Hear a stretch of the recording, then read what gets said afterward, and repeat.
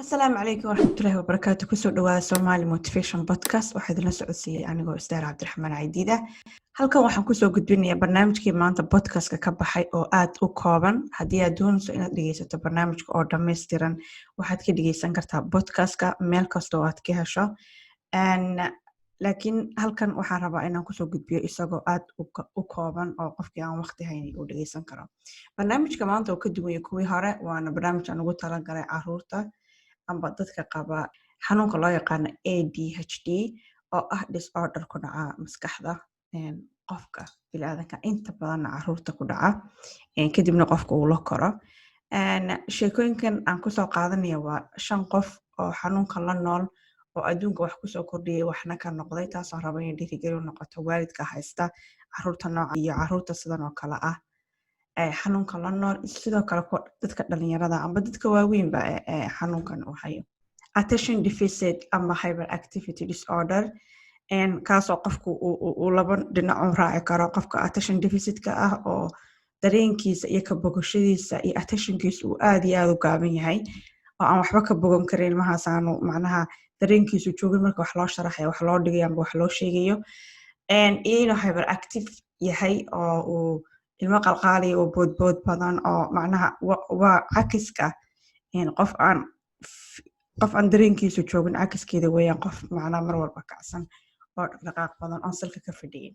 Qofka koobaad ayaa ah Walt Disney, ninka la yidhaahdo oo geeriyooday 50 sano ka hor, laakiin waa ninkii aasaasay amba fikirkeeda lahaa goobta dalxiiska ee caruurta iyo dadkoo dhan ba u dalxiis tagaan, isla markaana cid walba u dalxiis tagto, kuna caana in kartoonadii uu muddo aad u fog sawiray oo hadda noqday kartoon amba filin caruureed amba animationska waxa loo yaqaano ee caruurtu ay daawato, kaasoo karakterka ugu caansan uu yahay Mickey Mouse oo qof kasta garanayo.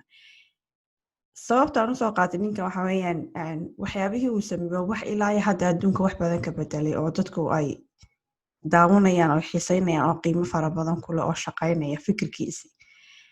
Sidoo kale waqtiga uu noolaa may ahayn waqti xanuunada maskaxda aad iyo aad loo fahansan yahay oo sida hadda loo yaqaano amba ay u fududahay amba loo daweyn karo amba loola tacaali karo aan waqtigaa loola tacaali karin. San hore u sheegay wuxuu dhintay 50 sano ka hor. Qofka labaad xanuunka isagoo la nool waxyaabo badan oo aan fududayn qabsaday amba noloshiisa ka gaadhay waa ninka la yidhaahdo Michael Phelps.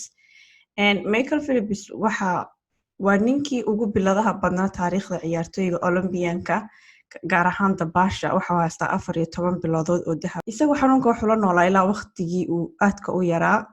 Markuu ka sheekeynayay wuxuu yidhi xanuunkan aniga wuxuu noqday dhiirigelinteyda koowaad inaan ku guuleysto ciyaaraha.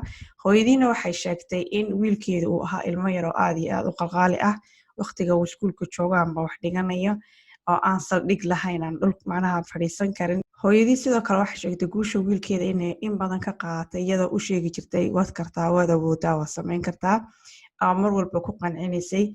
Dhaqdhaqaaqiisa faraha badnaa iyo ciyaartiisa faraha badnaydna ay la mid noqotay tuu dabaasha geliyey oo kale. Qofka saddexaad xanuunkan ADHD-ga la nool ilaa iyo markuu caruurnimadiisii la noolaa ayaa ah nin aad iyo aad u wada naqaano oo waxa weeyaan Michael Jordan. Adduunka oo dhan waa laga yaqaanaa Michael Jordan sida lagu tilmaamo, wuxuuna caan ku yahay waxyaabo fara badan ay ka mid yihiin sida kabaha Jordanka ay soo saaraan shirkado badan adduunka mid amba kabaha ciyaaraha amba sneakerska waxa loo yaqaano. Waana ragga madow ee farakutiriska ah ee ciyaaraha ka fadhiistay ee dhaqaalahoogu aanu hoos u dhicin ee maalgashi badan samaystay, welina adduunka magaca kule ayuu ka mid yahay Michael Jordan. Qofka kale aan xusi lahaaya waxa weeyaan David Neeleman.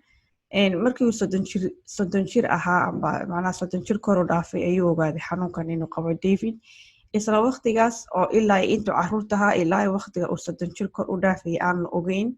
Hase yeeshee markii uu ogaaday disorderka inuu qabo kadib waxa uu sameeyey oo aasaasay shirkad ka mid ah shirkadaha hawada amba diyaaradaha adduunka ugu caansan ee la yidhaahdo JetBlue.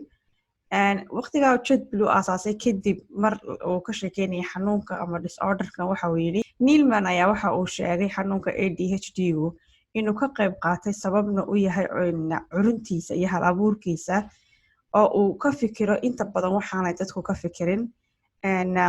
marmarka qaar ay wuxuu ku tilmaamay inuu yahay super power oo kale uu haysto waasaa la sheegay 7% dad yooga adduunka ku nool ayay cilmi baadhisuhu sheegaan inay qabaan xanuunkan runtiina in aad u fara badan dhammaan dadkan oo dhan waxyaabo badan bay qabsadeen wax uu xanuunkani ka hor istaagayna ma jirto waxaan rajeynaya dadkii daawanaya xanuunka la nool gaar ahaan caruurta amba dhalinyarada la nool xanuunkan inay u noqoto dhiirigelin in dad iyaga la mid ah oo xanuunkan qaba ilaa caruurnimadoodiina qabay ay guul gaadheen waxyaabo badan qabsadeen magac yeesheen meel mareen waxaan idiin rajeynayaa guul fara badan insha allah biidnillahi kariim haddaad doonayso barnaamijka oo dhammaystiran waxaad ka dhegeysan kartaa Somali Motivation Podcast qaybteeda podcastka adoo Google garanayaanba kolba halkii aad podcastka ka hesho ka dhegeysanaya meel kasta ay ahaato aad iyo aad baan idinku mahadcelinayaa asalaamu calaykum waraxmatullaahi wabarakaatuh